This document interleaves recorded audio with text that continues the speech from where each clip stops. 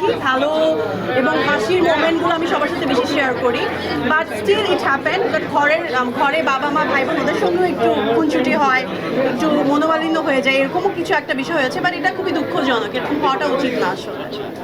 এটা আমার একার তো আসলে পক্ষে সম্ভব না, আমি তো একটা ক্ষুদ্র মানুষ, এটা সবার বোঝা উচিত। আসলে এখানে পার্সোনাল কোনো কারো অভিমত বা পার্সোনাল এজেন্ডা এখানে নাই, মেইন ফোকাসটা হচ্ছে ফিল্মটা নিয়ে।